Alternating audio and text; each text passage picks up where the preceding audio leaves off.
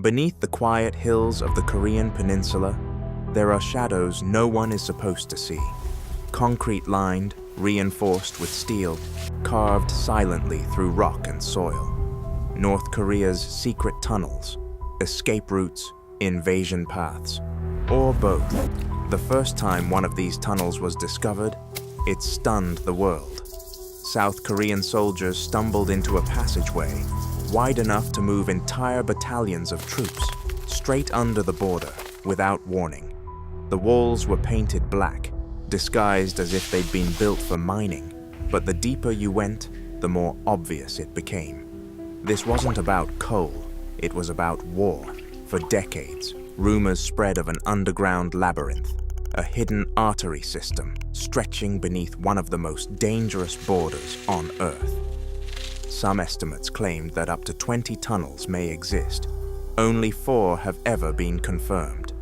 The rest, still buried in silence. But there's another layer to this story. These tunnels aren't only for moving soldiers south, they may also be a way out. A contingency for a regime that fears collapse. Imagine this.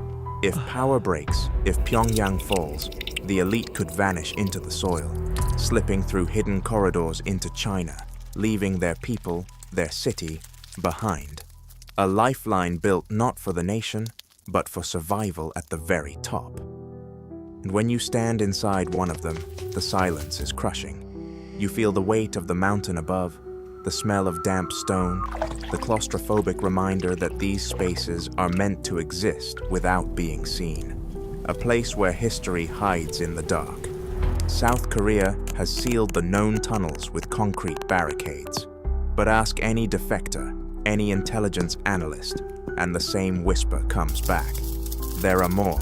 Somewhere, under fields, under villages, under the demilitarized zone itself. Earth is hollowed out, waiting. We often imagine conflict on the surface. Soldiers, tanks, missiles. But what about the war you never see? What about the war fought beneath your feet? The tunnels tell us something haunting about North Korea's design. That fear and control are built not just into their cities and their borders, but even into the earth itself. And if these secret passages exist to escape collapse, it raises a darker question. When a government plans its own exit, long before its people can, what does that reveal about the story it's been writing all along?